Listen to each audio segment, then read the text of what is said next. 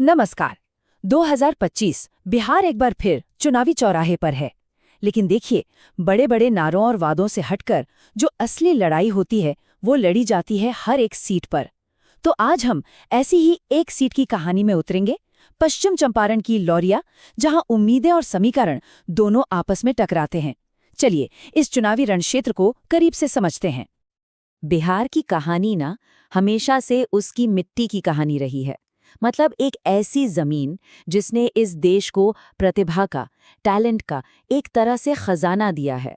यहाँ की हवा में आज भी वो जज्बा है जिसने हर फील्ड में लीडर्स पैदा किए हैं। लेकिन इसी गौरव के साथ एक गहरी, एक कड़वी सच्चाई भी जुड़ी हुई है।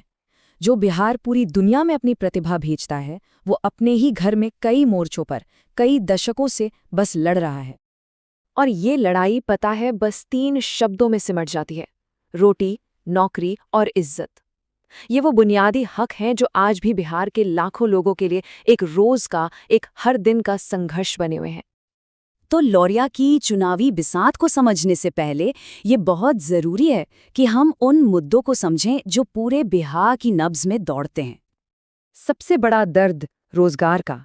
हाथ में डिग्री तो है, लेकिन भविष्य एकदम धुंधला। और नतीजा, हजारों युवा अपना घर, अपना परिवार सब कुछ छोड़कर पलायन करने पर मजबूर हैं। ट्रेन के डिब्बे तो भर जाते हैं, पर घर के आंगन खाली रह जाते हैं। और इस पलायन की जड़ें कहाँ हैं? वो है हमारी शिक्षा व्यवस्था में।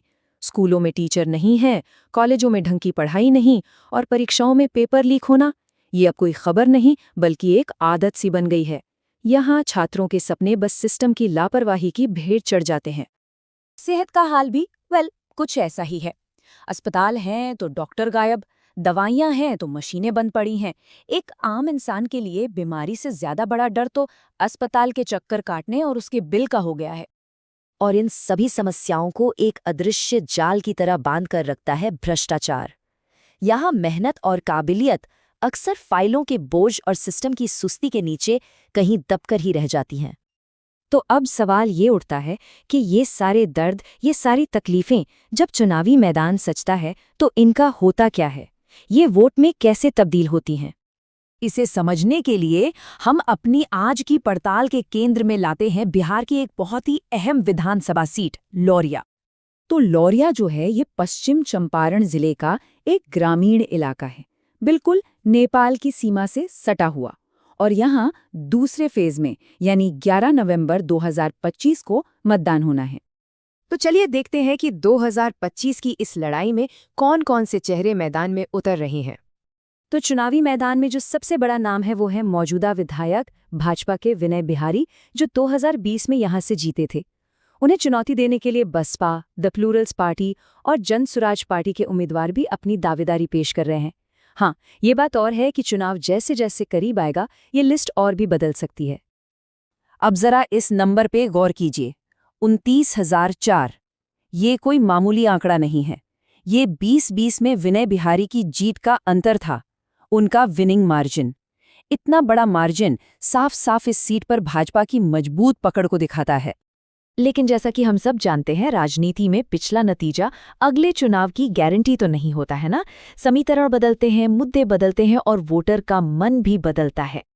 और यहीं से लौरिया के वोटर के लिए असली कश्मकश शुरू होती है कि वोट आखिर असल मुद्दों पर पड़ेगा या फिर उन्हीं पुराने चुनावी समीकरणों पर।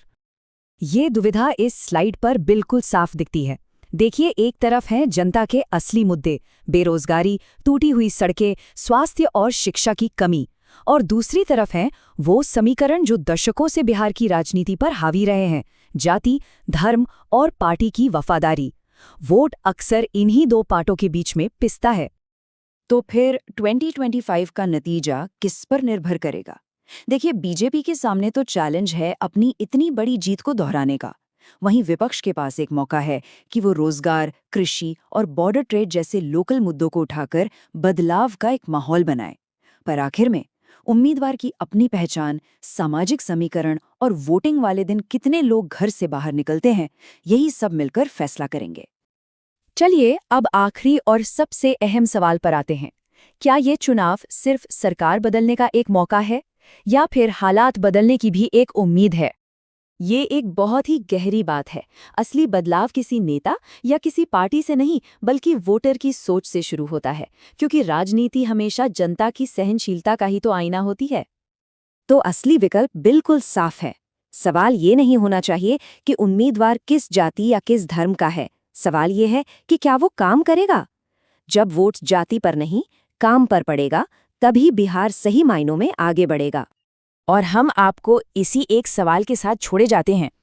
क्या इस बार लौरिया और पूरा बिहार इन पुराने समीकरणों को तोड़कर अपने भविष्य और अपनी तरक्की के लिए वोट देगा? क्या बिहार अपनी तकदीर की कलम खुद उठाने के लिए तैयार है? इस पर सोचिएगा जरूर।